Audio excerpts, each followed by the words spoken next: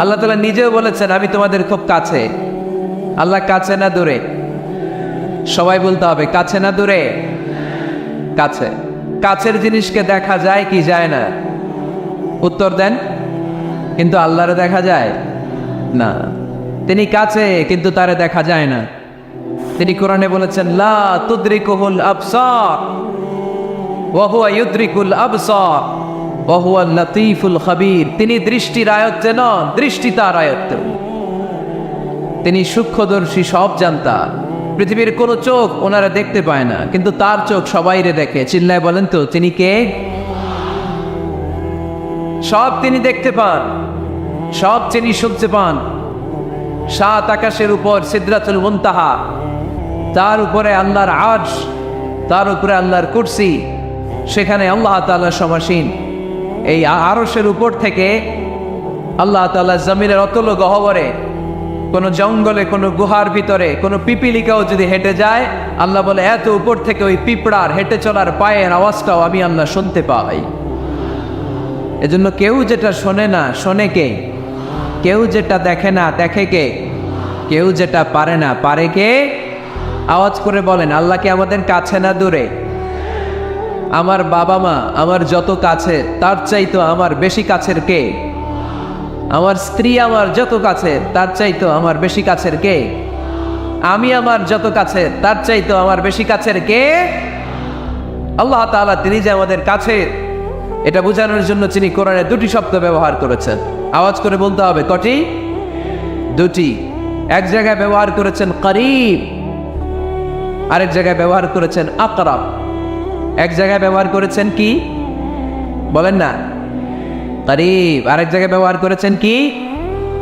রব্বুল আলামিন বলেন ওয়াইযা সাআলাকা ইবাদি আন্নী ফাইন্নী করিব উজিবু দাওয়াতাদ দাঈ ইযা দাআন ফালইস্তাজিবু লি ওয়ালইউমিনু বি লাআল্লাহুম ইয়ারশুদুন।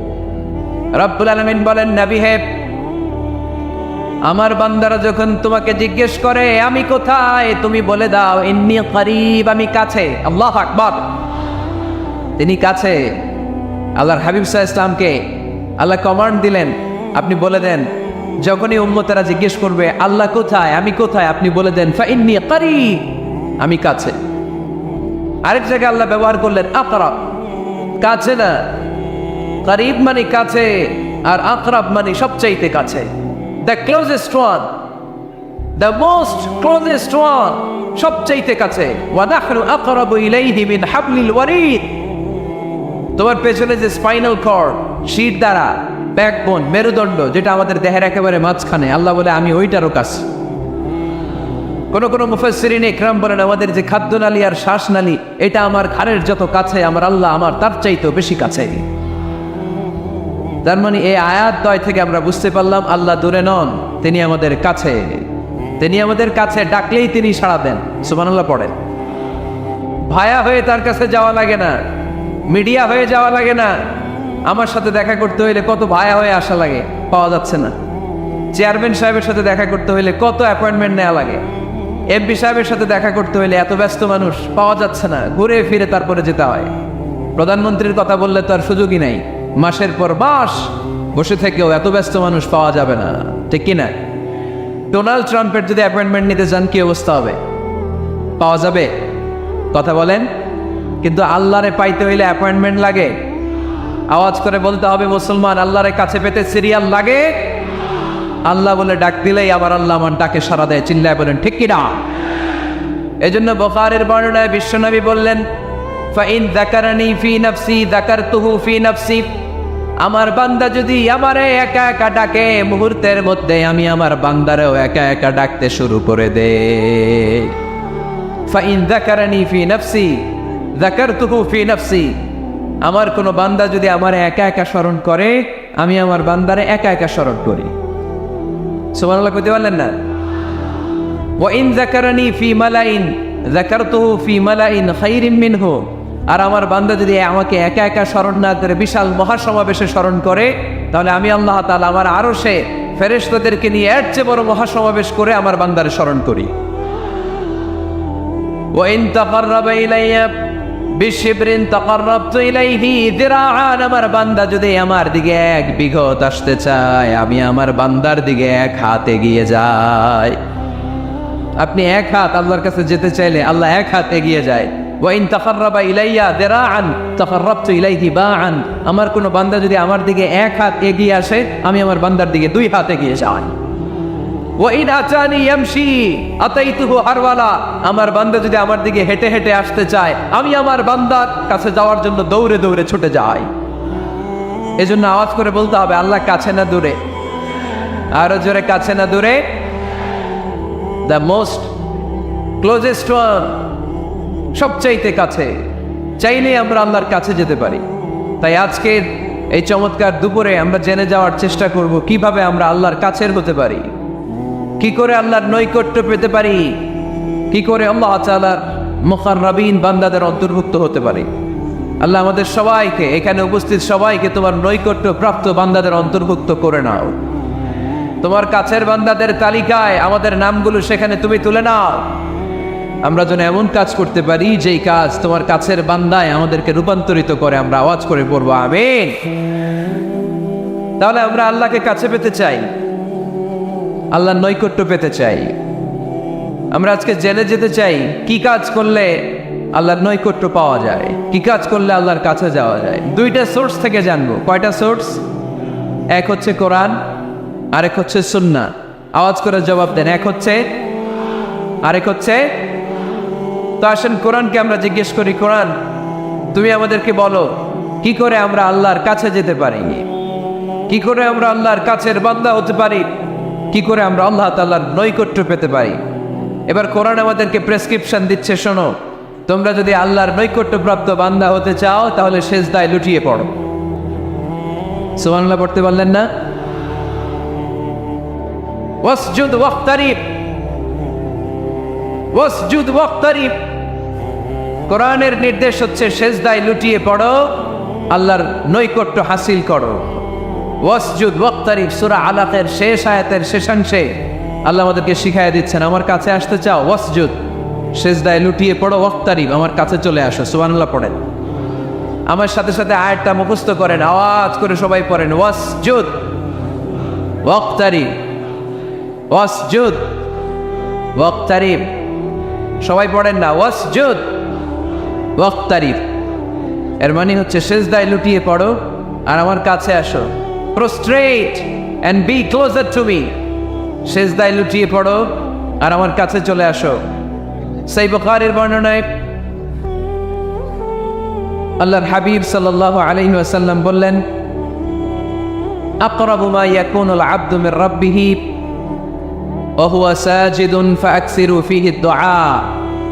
বান্দা যখন সেজদায় লুটিয়ে পড়ে তখন বান্দা আল্লাহ তাআলার সবচেয়ে কাছে চলে যায়।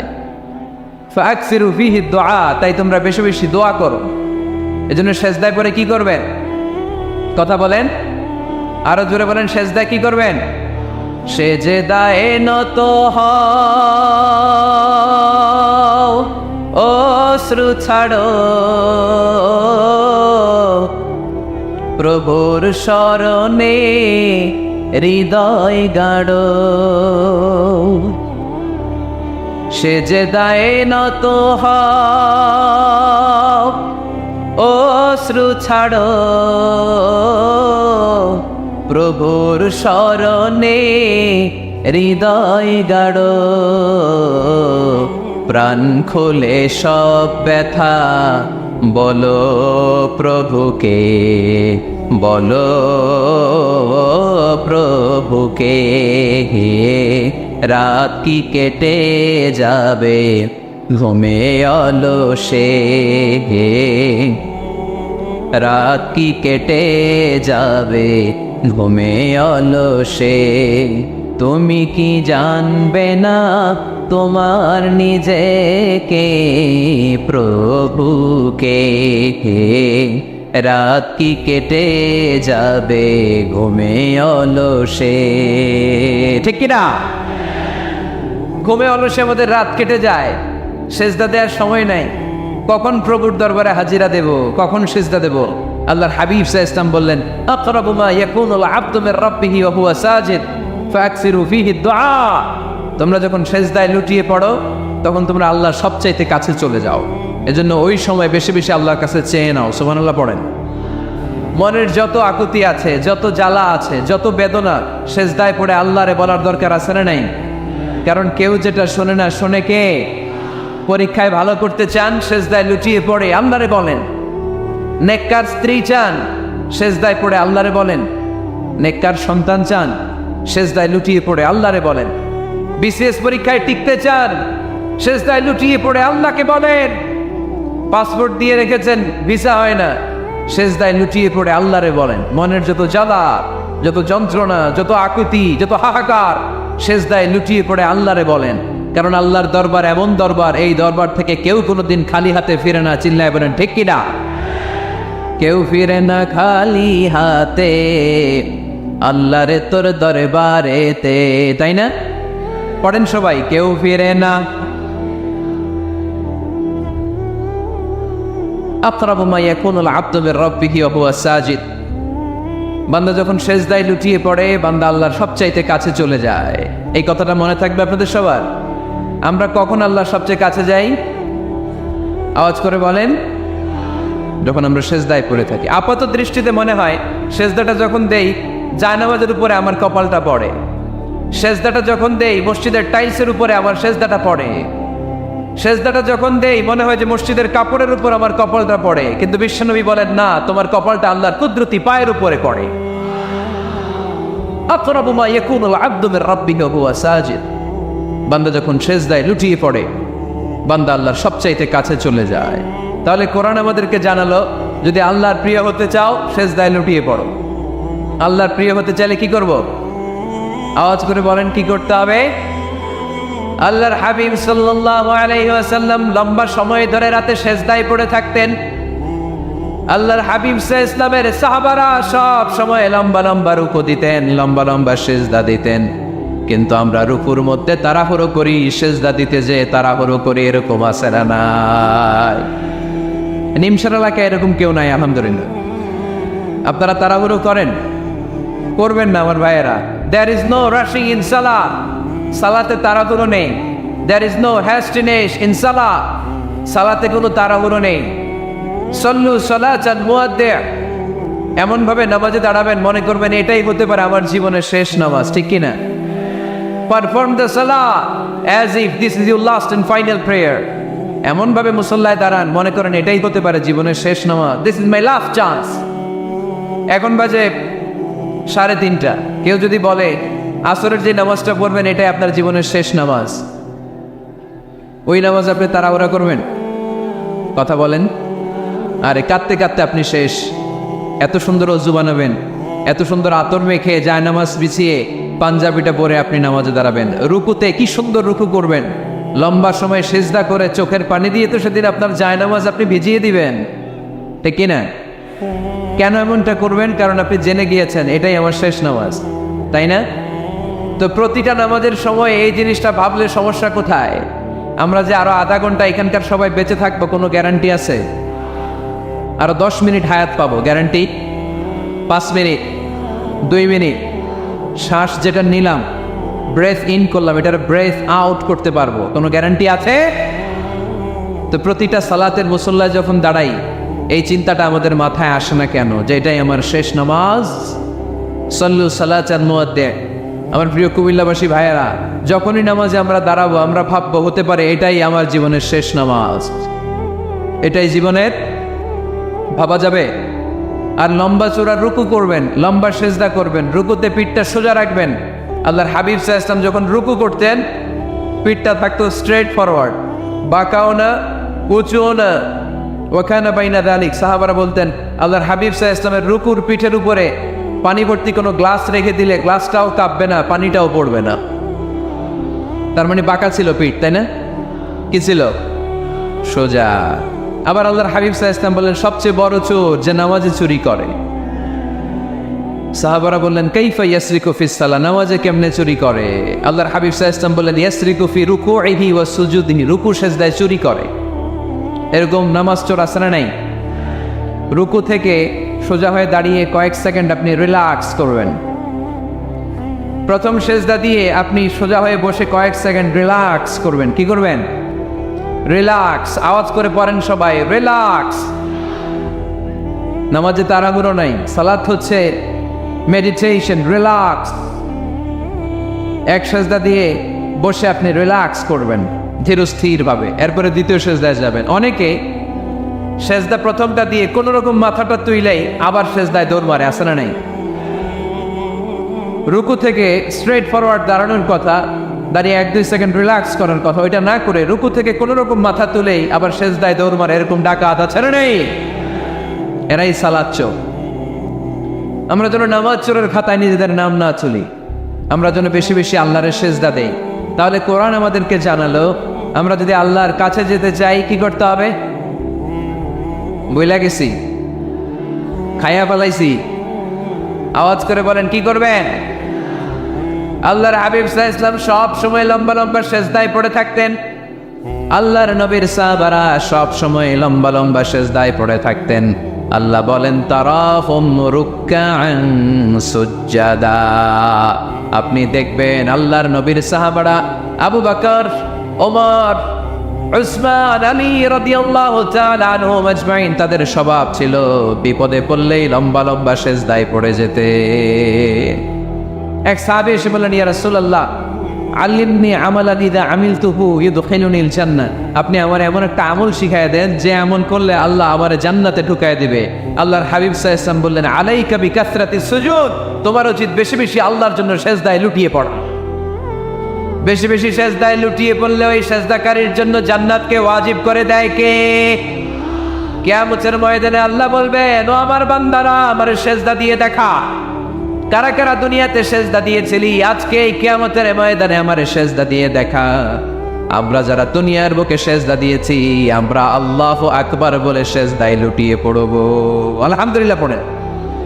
আর যারা দুনিয়ার বুকে সেজদা দেয় নাই, মসজিদে যায় নাই, সেজদাকারীদের সাথে আন্দোলন করে নাই, তারা সেদিন অনেক চেষ্টা করেও তাদের পিঠটারে বাঁকা করতে পারবে না। তাদের পিঠটারে সেই দিন লোহার মতো শক্ত করে দিবে কে? يوم يكشف عن ساق ويدعون إلى السجود فلا يستطيعون।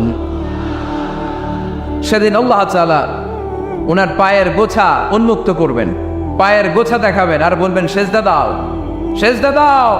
কারা দুনিয়াতে সেজদা দিয়েছে এখনই টের পাওয়া যাবে। আমরা আল্লাহু আকবার বলে সেজদায় লুটিয়ে পড়বো, কিন্তু যারা দুনিয়ায় সেজদা দেয় নাই এরা অনেক চেষ্টা করো পিঠটারে বাঁকাই করতে পারবে না, সেজদাতে দূরের কথা, এদের পিঠটারে লোহার রডের মতো শক্ত করে দিবে কে? এই দুনিয়াতে আমরা খালি চোখে যা দেখি সব কিছু সেজদা করে কারে? সূরা আর-রহমানে আল্লাহ বললেন, ওয়ান নাজমু ওয়াশ-শাজারু ইয়াসজুদান। আকাশের তারকারাজি আর জমিনের বৃক্ষরাজি সব কিছু সেজদা দেয় একজন রে, তিনি কে? আকাশের তারাগুলো সেজদা দেয় কারে? এই গাছপালাগুলো সেজদা দেয় কারে? দেখছেন কোনোদিন? দেখেন নাই? ওই চোখ আমাদের নাই তাই আমরা দেখি না। এই পৃথিবীর সব কিছু জিকির করে আল্লাহ, কিন্তু এই কান আমাদের নাই, এজন্য আমাদের কান দিয়ে আমরা শুনি না।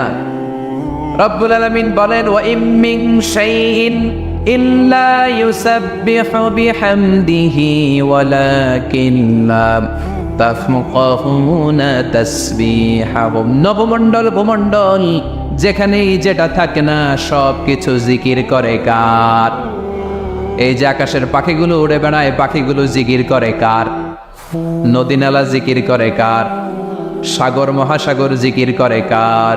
পাখিরা যায় উড়ে যায় আকাশের ওই নীলিমায়, নদীরা যায় ছুটে যায় সাগরের ওই মোহনায়। পাখ পাখালি আর সাগর নদী, পাখ পাখালি আর সাগর নদী কার গুণগান গায়? আল্লাহু আল্লাহ, আল্লাহু আল্লাহ, আল্লাহর গুণগান গায়। সবাই পড়েন আল্লাহ আল্লাহ আল্লাহ আল্লাহ আল্লাহর গুণগান গায়। সুবহানাল্লাহ পড়েন। ওয়া ইন মিন শাইইন ইল্লা ইউসাব্বিহু বিহামদিহি ওয়ালাকিন লা তাফকাহুনা তাসবিহাহুম। পৃথিবীতে যা দেখো খালি চোখে সব কিছু আল্লাহর তাসবিহ পড়ে, সব আল্লাহর জিকির করে, সব আল্লাহর সিজদা দেয়। ওয়ান-নাজমু ওয়াশ-শাজারু ইয়াসজুদান। আকাশের তারা, দুনিয়ার বৃক্ষরাজি সিজদা দেয় একটা সত্তাকে। তিনি কে? অস্ট্রেলিয়ায় একটা শহর আছে সিডনি, সিডনিতে একটা জঙ্গল আছে। ওই জঙ্গলে একটা গাছ মানুষের মতো করে টু দ্য ডাইরেকশন অফ কেবলা, কেবলামুখী হয়ে এখনো রুকু দিয়ে আছে। সুবহানাল্লাহ পড়তে পারলেন না আওয়াজ করে? অনেক ক্যালেন্ডারে ছবিটা দেখা যায়, পেপার কাটিং আমি দেখেছি। একেবারে মানুষের মতো গাছটা। এটা এমনভাবে বড় হয়েছে, এটা বড় হয়ে এমনভাবে বেন্ড করেছে, মাথাটা বাঁকা হয়ে টু দ্য ডাইরেকশন অফ কেবলা, কেবলামুখী হয়ে রুকু করে আছে। অনেক গাছ আছে সেজদা করে আছে। গোটা বিশ্বের যা কিছু দেখা যায় সব কিছু সেজদায় লুটিয়ে পড়ে কার জন্যে? সব কিছু জিকির করে কার? ওই কান আমাদের নাই তাই আমরা শুনি না, ওই চোখ আমাদের নাই তাই আমরা দেখি না, কিন্তু মহাবিশ্বের সব কিছু সেজদা করে কারে?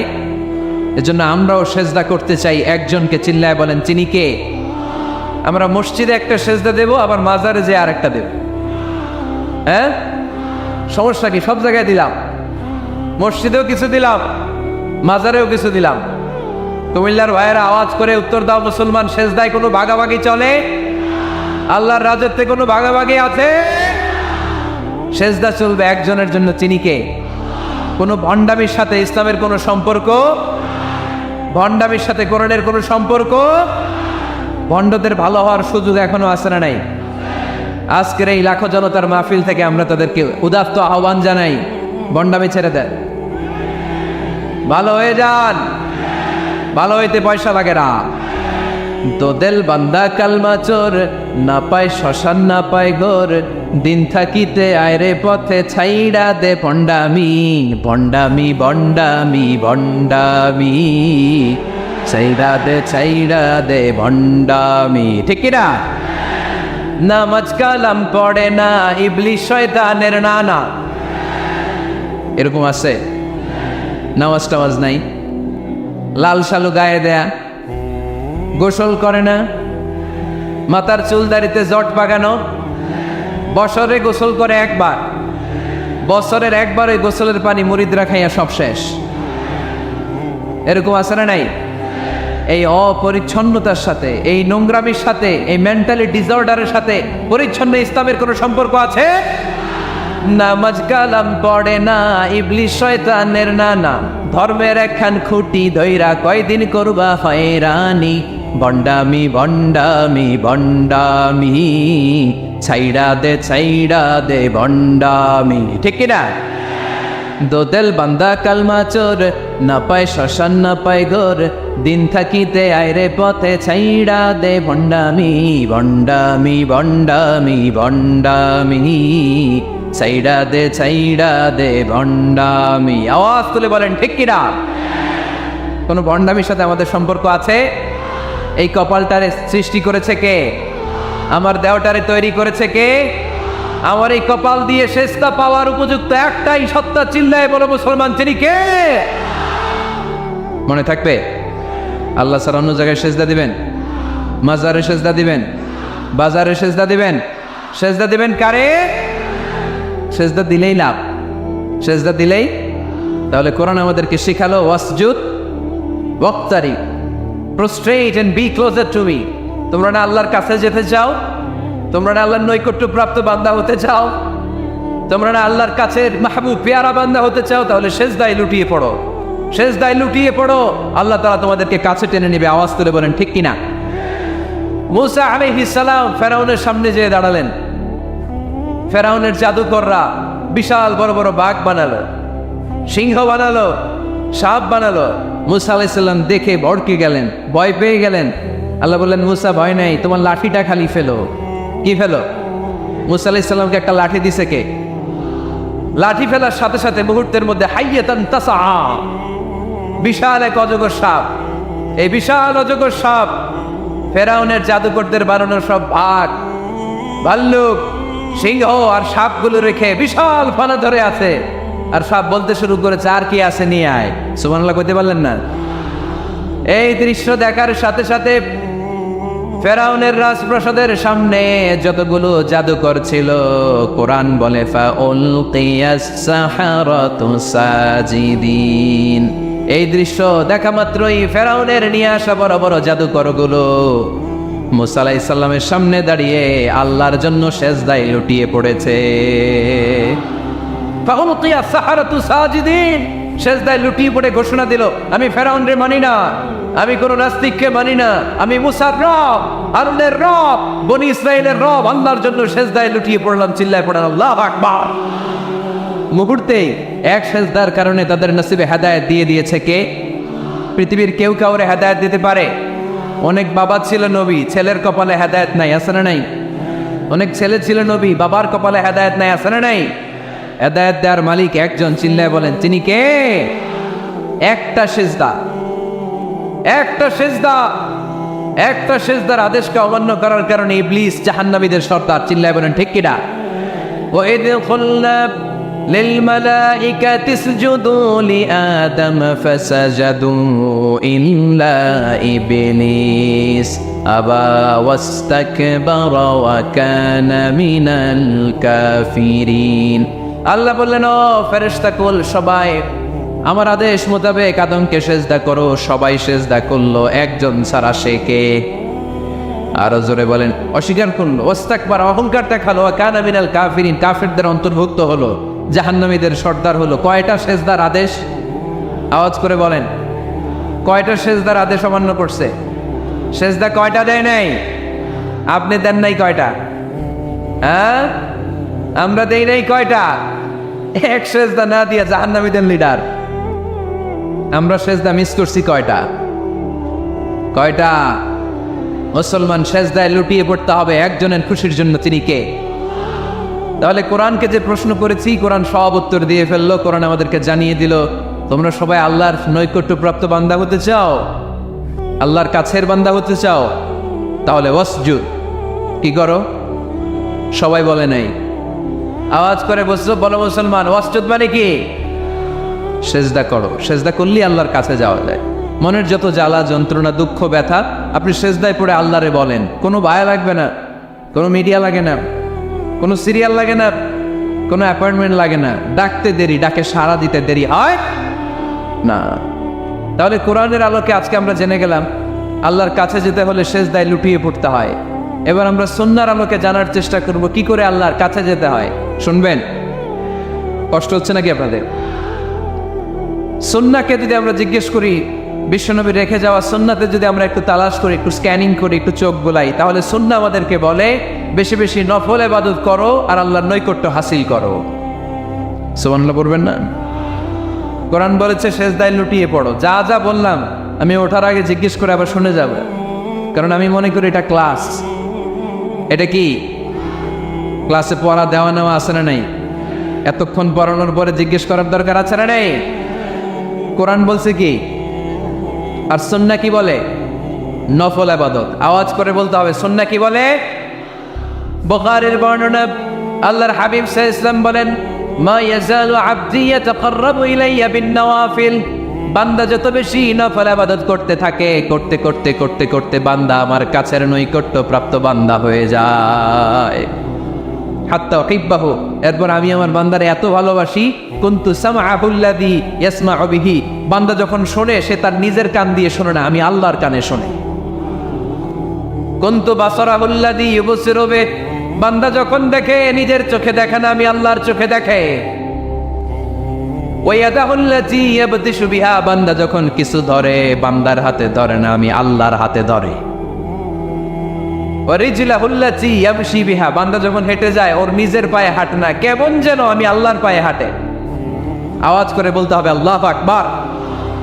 মানে আল্লাহ বুঝাতে চাইলেন আমি তখন তার কান হয়ে যাই, আমি তখন তার চোখ হয়ে যাই, আমি তখন তার হাত হয়ে যাই, আমি তখন তার পা হয়ে যাই। আমার আর তার মাঝে আর কোনো ফারাক থাকে না, সে আমার একেবারে নিকটে চলে আসে। আওয়াজ করে পড়েন সুবহানাল্লাহ। এই জন্য বিশ্বনবী সাল্লাল্লাহু আলাইহি ওয়াসাল্লাম বদরের প্রান্তরে তলোয়ার নাই, ঘোড়া নাই, ওট নাই, সৈন্য সামন্ত নাই, না খেয়ে হাড্ডি সারা 313 জন মুসলমানকে নিয়ে আল্লাহর উপর ভরসা করে বদরের প্রান্তরে দাঁড়ালেন। আর ওইদিকে কাফেরদের সৈন্যবাহিনী ছিল 1000। কয় হাজার? মুসলমান কয়জন? মাত্র 313 জন। ওদের কাছে অস্ত্র শস্ত্রে সজ্জিত সেনাবাহিনী। বিশ্বনবীর 313 জনের কাছে তলোয়ার নাই, ঘোড়া নাই, কিচ্ছু নাই। বিশ্বনবী আল্লাহর উপর ভরসা করে এক মুষ্টি বালি নিয়ে ওয়াশাহাতিল ওযু, কাফেরদের চোখগুলো ধ্বংস হোক বলে তিনি বালুগুলো ছড়িয়ে দিলেন। মুহূর্তের মধ্যে 1000 সৈন্যবাহিনীর কাফের সৈনিকদের চোখের মধ্যে ধূলিকণা পৌঁছে দিল কে? আল্লাহর হাবিব সাল্লাল্লাহু আলাইহি ওয়াসাল্লাম বদরের প্রান্তর থেকে এক মুষ্টি বালু নিয়ে বললেন শাহাতিল ওযু, বলে তিনি বালু ছুড়ে মারলেন। 1000 সৈন্যবাহিনীর চোখের মধ্যে বালু ছড়াই দিছে কে? বুঝে শুনে উত্তর দিয়েন। এখানে 1000 লোক দাঁড়ানো, আমি বালু নিলাম, গায়ের যত জোর আছে সবার চোখের দিকে মারলাম। 1000 জনের চোখের ভিতরে ঢুকবে সর্বোচ্চ 5 জন, বেশি হইলে 10 জন, তার চেয়ে বেশি হইলে 20 জন, বেশি হইলে 50 জন। বুঝে শুনে উত্তর দিয়েন। আমার মুষ্টিবদ্ধ বালু ছুঁড়ে মারলে 1000 মানুষের চোখের মধ্যে পড়বে? আওয়াজ করে বলেন পড়বে। এজন্য আল্লাহ বলেন নবী ওটা তুমি মারো না, ওটা আমি মারছি। সুবহানাল্লাহ নাই? আল্লাহ বিশ্বনবীর ডেকে বলেন ওমা রামাইতা ইয রামাইতা ওয়ালাকিন্নাল্লাহা রামা। নবী বালু তুমি ঠিকই তোমার হাতে নিয়েছো, কিন্তু আমি আল্লাহর নিজ দায়িত্বে 1000 কাফেরের চোখের ভেতরে বালুগুলো পৌঁছে দিয়েছি। তাহলে বান্দা যখন নফল ইবাদত করে তখন বান্দার হাত আর বান্দার হাত থাকে না, ওইখানে আল্লাহর হাত যুক্ত হয়ে যায়। বান্দার পা থাকে না, সেখানে আল্লাহর পা যুক্ত হয়ে যায়। বান্দা যখন দেখে নিজ চোখে দেখে না, আল্লাহর দৃষ্টিশক্তি সেখানে যুক্ত হয়ে যায়। চিল্লায় বলেন ঠিক কি না? এজন্য নফল ইবাদত করতে রাজি আছেন তো? সুনানে তিরমিজির বর্ণনায় আল্লাহর হাবিব সাল্লাল্লাহু আলাইহি ওয়াসাল্লাম বললেন হাদিসে কুদসি কিয়ামতের দিন বান্দার যখন ফরজে ঘাটতি হবে, কিসে ঘাটতি হবে? ফরজে। আল্লাহ পাক বলবেন উনজুরু আল্লি আব্দি মিন তাতাওয়ু, ও ফেরেশতারা দেখো তো আমার বান্দা নফল করছে কিনা। ফরজে যেহেতু তার ঘাটতি, দেখো তো আমার বান্দার কোনো নফল ইবাদত আছে কিনা। ফেরেশতারা বলবে আছে। আল্লাহ বলবেন তাহলে ফরজগুলার যেহেতু ঘাটতি, নফল থেকে কিছু এনে ফরজে বসাই দিয়ে ওগুলোর ফরজ বানায় দাও। এজন্য নফল ইবাদতের দরকার আছে না নাই? ফরজ তো করাই লাগবে, এটা কম্পালসারি, এটার মাফ নাই, এটা অব্লিগেটরি। নফল করে আল্লাহর কাছে যাওয়া যায়। নফল হচ্ছে ওভার টাইম। নফল ইবাদত কেমন? আওয়াজ করে বলেন। তাহলে কোরআনের আলোকে আমরা জানলাম যে আল্লাহর কাছে যেতে হলে কি করতে হয়? সেজদা দিতে হয়। আর সুন্নাহর আলোকে আমরা জানলাম আল্লাহর কাছে যেতে হলে কি করার মাধ্যমে কাছে যেতে হয়? আওয়াজ করে বলেন। নফল ইবাদত করতে রাজি আছেন সবাই? সবচাইতে শ্রেষ্ঠ নফল ইবাদত হচ্ছে কোরআনের তেলাওয়াত, ঠিক কিনা? আল্লাহর হাবিব সাল্লাল্লাহু আলাইহি ওয়াসাল্লাম বলেন নফল ইবাদতের মাধ্যমে আল্লাহর কাছে যেতে চাও, নৈকট্যপ্রাপ্ত বান্দা হতে চাও, আফদলুল ইবাদাতি তিলাওয়াতুল কোরআন। সবচাইতে যত নফল ইবাদতের লিস্ট হতে পারে, এই লিস্টে র্যাঙ্কিং এ 1 নাম্বার থাকবে কোরআনের তেলাওয়াত। এই কোরআন তেলাওয়াত করতে রাজি আছেন তো? আমার হাতে যে কিতাবটার নাম কি? সবাই বলতে পারেন নাই? আওয়াজ করে বলেন তো কিতাবটার নাম। এই কিতাবে ভুল আছে, সন্দেহ আছে, সংশয় আছে? এটা আলোর পথ দেখায়। এই কিতাব মানুষকে মানুষের মতো মানুষ বানায়, ঠিক কিনা? গরুর পেট থেকে বেরোলে ওটা গরু, ছাগলের পেট থেকে বেরোলে ওটা ছাগল হয়, মানুষের পেট থেকে বেরোলে ওটা মানুষ হয় না, ওটার মানুষ বানাইতে হয়। মানুষ বানানোর জন্য কোরআন পড়ার দরকার আছে না নাই? তাহলে নফল ইবাদত করে আমরা আল্লাহর নৈকট্য পেতে চাই। 1 নাম্বার যে ইবাদতের কথা আপনাদেরকে শোনালাম সেটা হচ্ছে কোরআনের তেলাওয়াত। রাজি আছেন সবাই? ফজরের পরেই এই নিমসার এলাকায়, এই কুমিল্লা এলাকায় কোরআনের সুমধুর বাণীতে আমাদের গ্রামগুলো মুখরিত থাকতে হবে। আওয়াজ করে বলেন ঠিক কিনা? একটা সময় ছিল আমার বাংলার 68,000 গ্রাম থেকে ফজরের পর কোরআনের ধ্বনি শোনা যেত। 68,000 গ্রাম থেকে, মক্তবগুলো থেকে আল্লাহর বাণী শোনা যেত। কিন্তু এখন নানা ষড়যন্ত্রের কবলে পড়ে আমাদের মক্তব বন্ধ হচ্ছে, আমাদের কোরআন তেলাওয়াত থেমে যাচ্ছে। কোরআনের তেলাওয়াত কশিনকালেও থামায় দেওয়া যাবে না। চিল্লায় বলেন ঠিক কিনা? রোজ সকালে শুনতাম আগে আল কোরআনের বাণী রে, আল কোরআনের বাণী। এখন শুনি সারে গামার দীপ্ত ফেন ফেনানি। ধর্মপ্রাণ মুসলমান আজকাল হয়েছে মডার্ন। ধর্মপ্রাণ ধর্মপ্রাণ আমরা বড়ই ধর্মপ্রাণ। নামাজ রোজার কিছু নাই, বলেও ধরি না কোরআন। ধর্মপ্রাণ ঠিক না? প্রতিদিন কোরআন শিখায় যে তার পকেট যায় ফাঁকা রে, তার পকেট যায় ফাঁকা। সপ্তাহে 2 দিন গান শিখায় যে নেয় তো 1000 টাকা। ধর্মপ্রাণ মুসলমান আজকাল হয়েছে মডার্ন। ধর্মপ্রাণ ধর্মপ্রাণ আমরা বড়ই ধর্মপ্রাণ। নামাজ রোজার কিছু নাই, বলেও ধরি না কোরআন। ধর্মপ্রাণ। আমরা কি এমন ধর্মপ্রাণ হতে চাই? ফজরের পর আমাদের সিলেবাস কি? কোরআন তেলাওয়াত। আওয়াজ করে সবাই বলেন, ফজরের সালাতের পরে আমাদের প্রতিটি পরিবারে প্রতিটি ঘরের সিলেবাস কি? তাহলে কোরআন তেলাওয়াত করব। 2 নাম্বার তাহাজ্জুদের সালাত পড়ব। কিসের নামাজ? হুজুর ফজরই পড়তে পারি না। ফজরই যে ফজর পড়ে তার জন্যই না তাহাজ্জুদ, ঠিক কিনা? ফজরই তো পড়তে পারি না, তাহাজ্জুদ করব কখন? তাহাজ্জুদ পড়লে আপনার মর্যাদা বাড়ায় দিবে কে? রব্বুল আলামিন বলেন, ওয়া মিনাল লাইলি ফাতাহাজ্জাদ বিহি নাফিলাতান লাকা আসা আন ইয়াবআসাকা রাব্বুকা মাকামাম মাহমুদা। তাহাজ্জুদের নামাজ যারা পড়বে তাদের মর্যাদা বাড়িয়ে দেয় কে?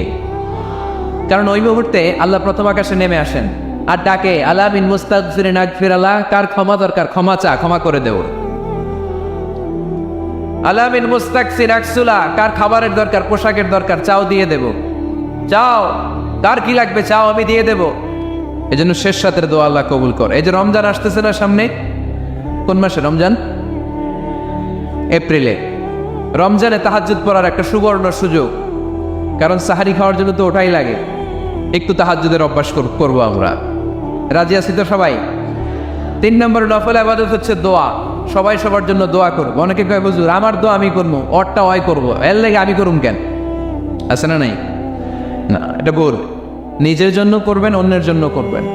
মা মিন আবদিন মুসলিম ইয়াদউ লিআখিহিল মুসলিম ইল্লা ক্বালা লাহুল মালাকু ওয়া লাকা বিমিসলিন। কোন বান্দা যখন তার ভাইয়ের জন্য দোয়া করে, ফেরেশতারা বলে, আল্লাহ এই দোয়াটা যে দোয়া করছে আগে তার জন্য কবুল করে নাও। আপনি দোয়া করলেন, আল্লাহ আমার ভাই অসুস্থ, তারে সুস্থ করে দাও। ফেরেশতারা বলে, আল্লাহ যিনি দোয়া করতেছে তার যদি কোনো অসুস্থতা থাকে আগে তারে সুস্থ করে দাও। তাহলে অন্যের জন্য দোয়া করলে লাভ আছে না নেই?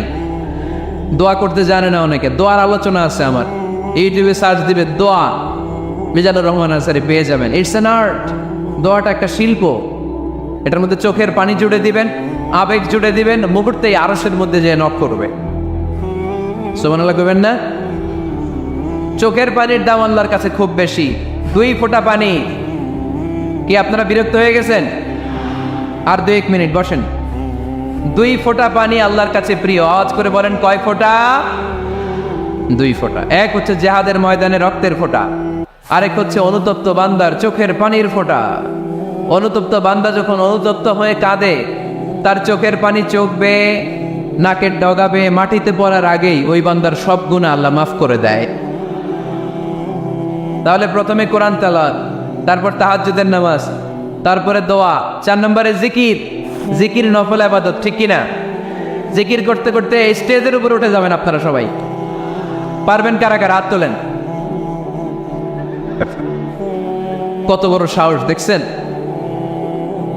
আমার উপরে বলে লাফাই উঠবে। বাঁশ আছে জায়গায়, বাঁশ। হ্যাঁ, না এটা করবেন না। কারণ ফাযকুরুল্লাহ কামা আল্লামাকুম। জিকির ওইভাবে করো যেভাবে আল্লাহ শিখিয়েছেন। আল্লাহ কিভাবে শিখিয়েছেন?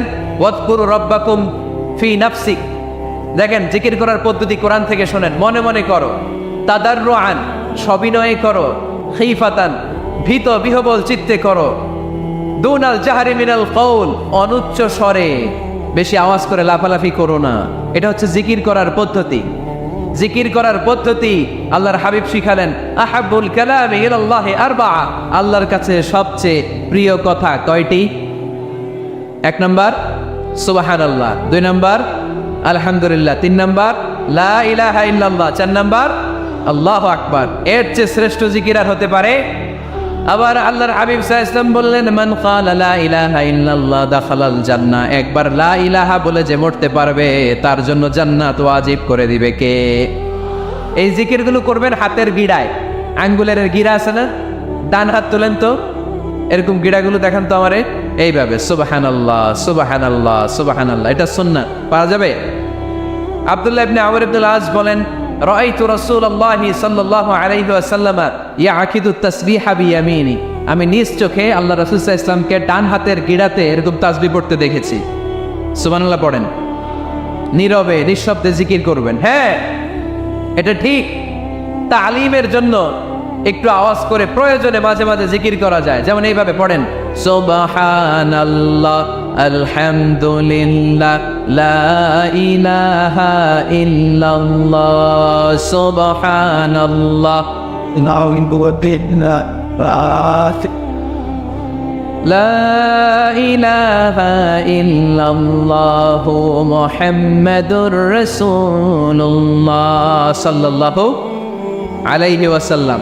এই যে আপনাদেরকে এখন আমি তালিম দিলাম, এই তালিমের উদ্দেশ্যে সুন্দরভাবে অল্প আওয়াজে জিকির করা যায়, কিন্তু চিৎকার চেঁচামেচি করে, আমার দিকে তাকান, এদিকে তাকান, চিৎকার চেঁচামেচি করে লাফালাফি করে জিকির করা যাবে? জিকির করতে করতে প্যান্ডেলের বাঁশের মাথায় ওঠা যাবে? যিনি জিকির পরিচালনা করতেছেন ওনার ঘাড়ে ওঠা যাবে? যাবে? আল্লাহর হাবিব সাল্লাল্লাহু আলাইহি ওয়াসাল্লাম জিকির করতেছেন, আবু বকর ওমর ফারুক বসা, আবু বকর রাদিয়াল্লাহু আনহু জিকির করতে করতে আল্লাহ রাসূলের ঘাড়ে। হাদিসে আছে না এগুলা? কথা কয় না। আল্লাহর হাবিব সাল্লাল্লাহু আলাইহি ওয়াসাল্লাম তাসবিহ পড়তেছেন, ওমর ফারুক জিকির করতে করতে এশকের ঠেলায় আল্লাহর নবীর কান্দে। গোটা বিশ্বের কোন হাদিসের কিতাবে এই পন্থায় জিকির দেখানো যাবে?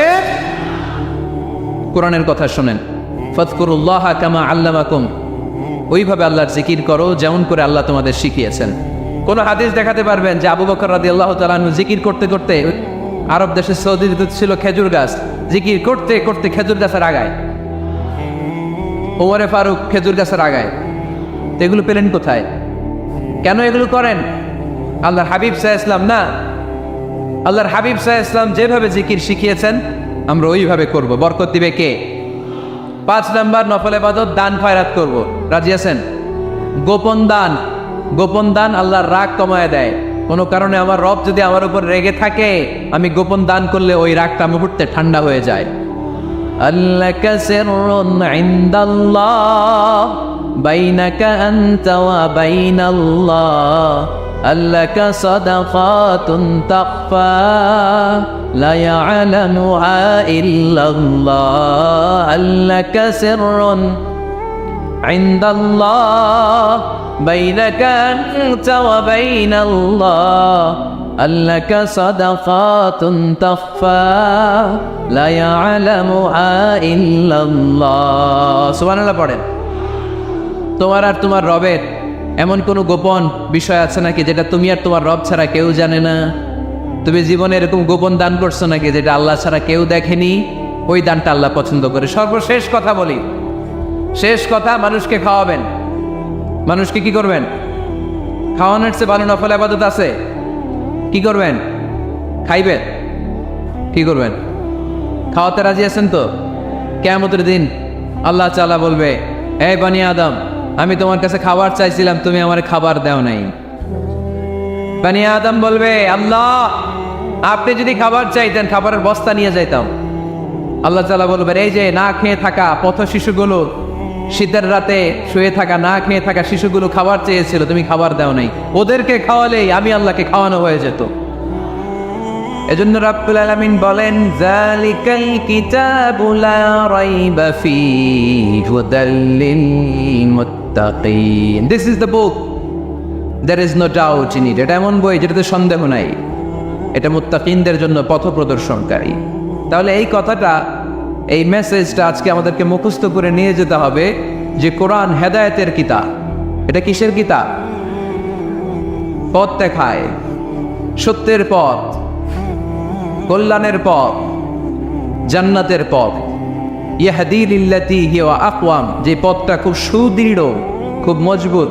কোরআনের এই পথে ডানে বায়ে কোনো মোড় নাই, কোনো ইউটার্ন নাই, কোনো চৌমুহনী নাই, স্ট্রেট ফরওয়ার্ড।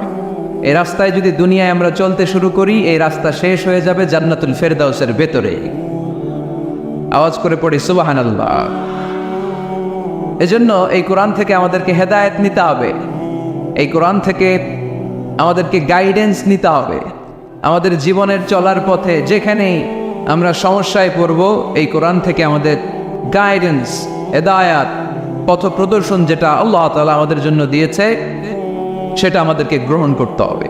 কারণ এই কিতাব এমন কিতাব যেটা মানুষকে অন্ধকারচ্ছন্ন একটা পথ থেকে আলোর পথ দেখায়, ঠিক কিনা? বামপন্থীদেরকে ডানপন্থী বানায়, ঠিক কিনা? রব্বুল আলামিন বলেন, আলিফ লাম রা কিতাবুন আনজালনাহু ইলাইকা লিতুখরিজান নাসা মিনাল যুলুমাতি ইলান।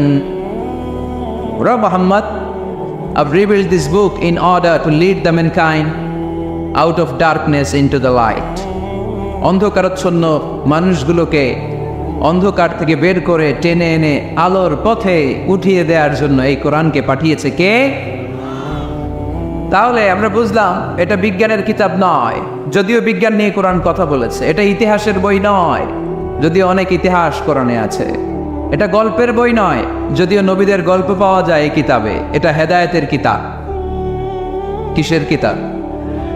আরো জোরে বলতে হবে, কিসের কিতাব? আল্লাহ বলেছেন, মা ফাররাতনা ফিল কিতাবি মিন শাই। এই কিতাবে তোমাদের প্রয়োজনীয়, জরুরি এমন কোনো কিছু আমি বাকি রেখে দেই নাই। ওয়া নাযালনা আলাইকাল কিতাবা তিবয়ানান লিকুল্লি শাই। মানব প্রয়োজনীয় সব কিছু এই কিতাবের মধ্যে দিয়ে দিয়েছে কে? রান্নাঘর থেকে বঙ্গভবন কিভাবে চালাতে হয়, আছে না নাই? ঘরে বসে বসে কাঁথা সেলাই থেকে শুরু করে মহাকাশের সূক্ষ্মাতি সূক্ষ্ম কাজ কেমন করে পরিচালনা করতে হয়, আছে না নাই? রাজনৈতিক অঙ্গনকে কেমন করে সেটেল করতে হয়, লিড দিতে হয়, সেটাও আল্লাহর কোরআনে আছে না নাই? কিভাবে বিয়ে শাদী করতে হবে, আছে না নাই? সমাজে কি করে শান্তি প্রতিষ্ঠা করতে হয়, আছে না নাই? তিবয়ানান লিকুল্লি শাই, সব জিনিসের সুস্পষ্ট ব্যাখ্যা। যা বলার আল্লাহ সব বলে দিয়েছে। কোরআন কি শুরু করেছে আল্লাহ বিসমিল্লাহির রহমানির রহিম দিয়ে, মানে বা দিয়ে। কি দিয়ে? কথা বলেন, কি দিয়ে? বা দিয়ে। আর শেষ করেছে সূরা নাস দিয়ে, মিনাল জিন্নাতি ওয়ান নাস। সিন, বার সিন মিলালে কি হয়? এবার বাসে চড়ে গুলিস্তান। বাসে চড়ে কই যাব? গুলিস্তান। ওই বাস? ওই বাস নাকি? না, ওই বাস না। এই বাস মানে যথেষ্ট, এনাফ। যা বলা হয়েছে 30 পারা এনাফ। হেদায়েতের জন্য নতুন কিছু লাগবে না। ব্ল্যাক হোলের সামনে আসে, বাচ্চার মুখে হাওয়াই মিঠাই দিলে যেমনি হাওয়াই মিঠাই মুহূর্তেই নাই, ওই তারাও মুহূর্তেই নাই। সুবহানাল্লাহ। মাতুয়াইনে হাওয়াই মিঠাই পাওয়া যায়? পাওয়া যায়? কই পাওয়া যায়? হ্যাঁ, আগে যখন আমরা ছোট ছিলাম আমরা এগুলো খাইতাম তো। কটকটি, কটকটি আছে এখন? ঘরের ওই যে পুরান জোতা টোতা, প্লাস্টিকের বোতল, এগুলো দিয়ে আমরা কটকটি খাইতাম। আর খাইতাম এই হাওয়াই মিঠাই, খুব মজা লাগতো। এগুলো এরকম গোল করে সাজায় রাখতো, জিব্বায় লাগাইলেই নাই। খাইছেন আপনারা? এই ব্ল্যাক হোল হচ্ছে এমন যে ব্ল্যাক হোলের রেঞ্জের মধ্যে কোনো তারা ঘুরতে ঘুরতে ঘুরতে যদি চলে আসে, হাওয়াই মিঠাই মুখে লাগাইলে যেমনি নাই, ওই তারাও নাই। তার মানে কোরআন বলেছে মাওয়াকিউন নুজুম, সায়েন্স বলেছে ব্ল্যাক হোল। দুটার মধ্যে মিল আছে না নাই? তাহলে কসমোলজি নিয়ে কথা এখানেই শেষ করি। সৃষ্টিতত্ত্বে আমরা যা পেলাম, বিস্ফোরণে সৃষ্টি হয়েছে। কোরআন বলেছে ফাতাহনাহুমা, সায়েন্স বলেছে বিগ ব্যাং থিওরি। কোরআন বলেছে মুসিউন, যেটা অ্যাক্সেলারেট হচ্ছে, সায়েন্স এটার নাম দিয়েছে সুপারনোভা কসমোলজি প্রজেক্ট। কোরআন নাম দিয়েছে মাওয়াকিউন নুজুম, সায়েন্স বলেছে ব্ল্যাক হোল। প্রতিটা জায়গায় কোরআনের সাথে সায়েন্সের মিল আছে না নাই? এবার আমরা শুনবো এমব্রয়োলজি নিয়ে, ভ্রূণতত্ত্ব। কি তত্ত্ব? ভ্রূণতত্ত্ব। আমরা আমাদের মায়ের পেটের ভেতরে এখন যত বড় আছি তত বড়ই ছিলাম, তাই না? কতটুকু ছিলেন? কতটুকু? একেবারে ছোট, ছোট্ট ছোট্ট ছোট্ট। বাবার শুক্রাণু, মায়ের ডিম্বাণু, দুইটা মিলিয়ে মায়ের পেটের ভেতরে আমার অস্তিত্ব দান করলেন কে? কিছুই ছিলাম না আমি। সায়েন্স 1977-এ হাম অ্যান্ড লিয়েনহুক নামে দুইজন সায়েন্টিস্ট অণুবীক্ষণ যন্ত্র দিয়ে ওরা খুঁজে পেয়েছে যে শুক্রাণুর ভেতরে, স্পার্মের ভেতরে প্রাণের অস্তিত্ব আছে। কিন্তু ১৫০০ বছর আগে এর ভেতরে যে প্রাণ আছে সেটার ঘোষণা কোরআনে দিয়ে দিয়েছে কে? ওভাম অ্যান্ড স্পার্ম, দুইটা মিলে হয় জাইগোট। তারপর জাইগোট থেকে হয় এমব্রয়ো, ভ্রূণ। আমি, আপনি, আমরা সবাই ছিলাম ছোট্ট একটা ভ্রূণ, ব্যাঙ্গাচির মতো। বর্ষাকালে মাতু আইলে খালি বিলে ব্যাঙ্গের পোনা পাওয়া যায় না? দেখতে মাছের বাচ্চার মতো, তাই না? ছোট বাচ্চারা মনে করে মাছের পোনা, বাড়িতে দইরা নিয়ে আস, মারাকে মা পোনা লয়ে আসি, মায় দেখা দেয় কনি, আছে না নাই? আসলে কি এটা মাছ? এটা কি ব্যাঙের পোনা? তো আমরা, আমি, আপনি, প্রত্যেকে আমরা ব্যাঙের পোনার মতো ছিলাম, রক্তচোষা জোকের মতো ছিলাম, মায়ের জরায়ুর দেয়ালের মধ্যে লেগেছিলাম। তারপরে আল্লাহ তাআলা আমাদেরকে বড় করতে আরম্ভ করলেন। স্পার্ম ড্রপ থেকে আমরা হলাম ব্লাড ক্লট, রক্তপিণ্ড।